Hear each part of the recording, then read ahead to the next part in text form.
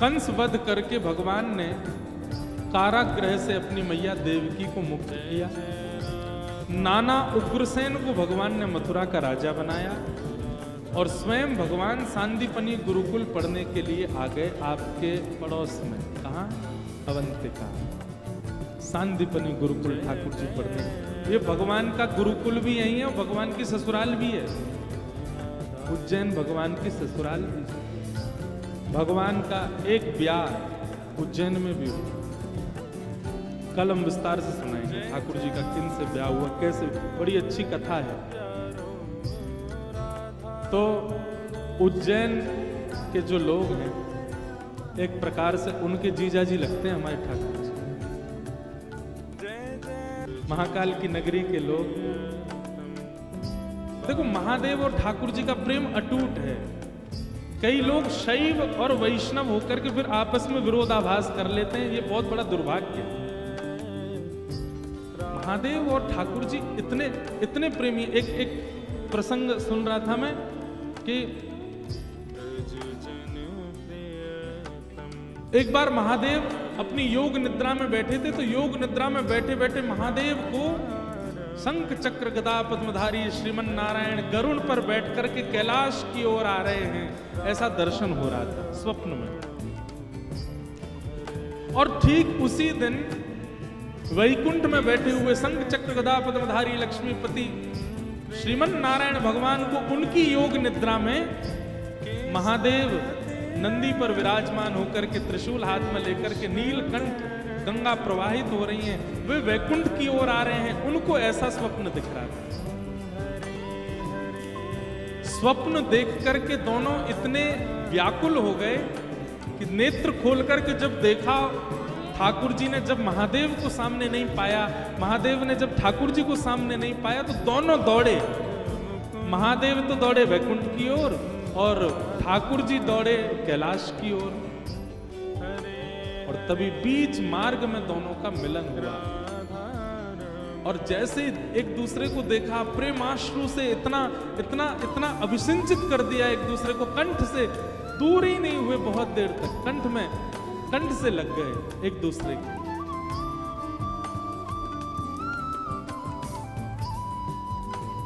और दोनों के मन में भाव आया कि इतने दिनों बाद मिले हैं, आज कुछ क्रीड़ा करें।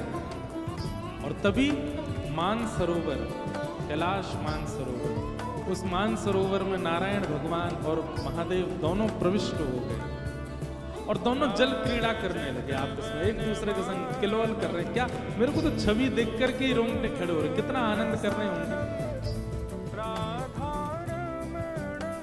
दोनों खेल रहे हैं आपस में, एक दूसरे के साथ जल क्रीड़ा कर रहे हैं, किलोल कर रहे हैं। बीच बीच में हंस आ जाते हैं समीप, तो हंस पर बैठ करके जल विहार करने चले जाते हैं दोनों। कैसा मैत्री प्रेम है महादेव और श्रीमन नारायण। कहते हैं जल क्रीड़ा करते करते करते करते करते घंटे नहीं, महीने नहीं, वर्ष नहीं, युग बीतने लगे। यहां पर देवता आकर के प्रणाम करते हुए कह रहे हैं, बोले संहार के देवता और पालन के देवता, ये दोनों यहां जल क्रीड़ा कर रहे हैं, संसार कैसे चलेगा। यहां पर वेद स्तुति गा रहे हैं, जिन वेदों की स्तुति सुनकर के योग निद्रा से उठ जाते हैं ठाकुर जी, आज उन वेदों की स्तुति भी फीकी पड़ रही है, लेकिन एक दूसरे को छोड़ नहीं रहे हैं। महादेव और ठाकुर जी दोनों एक साथ किलोल कर रहे हैं। ब्रह्मा आदि देवताओं की लच्छेदार वाणियों से खूब स्तुति गाई जा रही है, खूब ठाकुर जी को कहा जा रहा है कि अब क्रीड़ा विश्राम करो ठाकुर जी, आपको पूरे देवता सब आपके अधीन हैं। पर एक दूसरे को छोड़ना नहीं चाह रहे दोनों।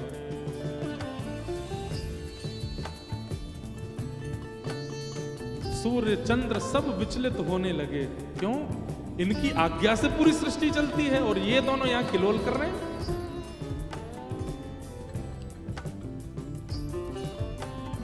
तभी ब्रह्मा जी ने कहा, भैया कैसे इनके इस क्रीड़ा को भंग किया जाए।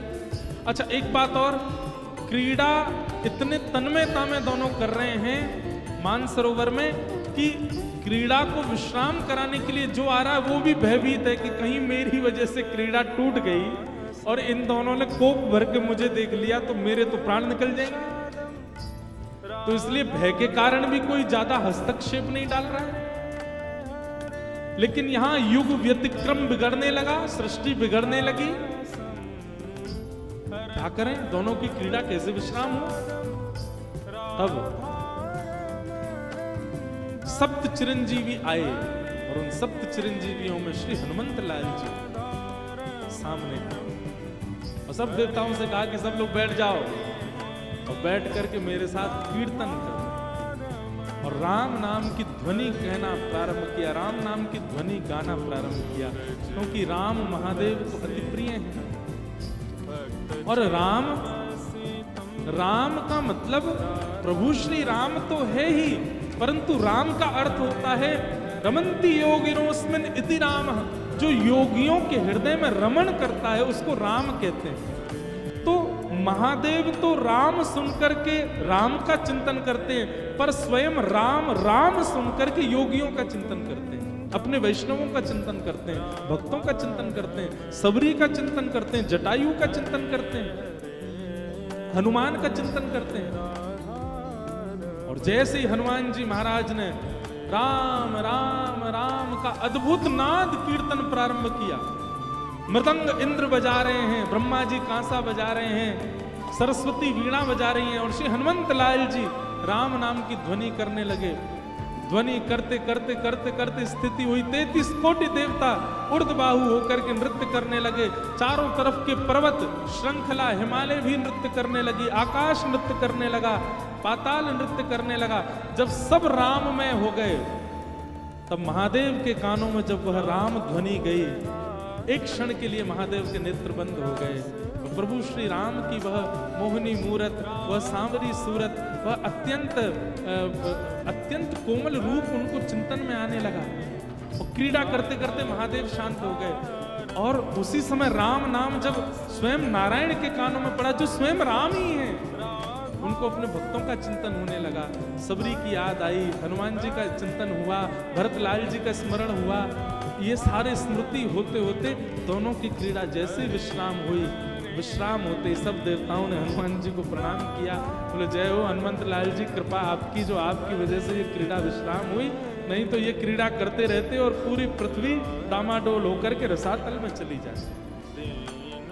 ऐसा प्रेम करते हैं श्रीमन नारायण और महादेव एक दूसरे से, हरि और हर। इसलिए मैं तो कहता हूं कि कभी महादेव के दर्शन करने जाओ, सब जय जयकार करते हैं, नमः पार्वती पते हर हर महादेव। लेकिन जैसे ही सबके जय जयकार पूरे हो जाएं, फिर भुजा उठा करके कहना बोल राधा वल्लभ लाल की। हमारे ठाकुर जी को नाम जाकर के महादेव को सुना देना, महादेव प्रसन्न हो जाएंगे, महादेव हृदय से लगा लेंगे, आनंदित हो जाएंगे।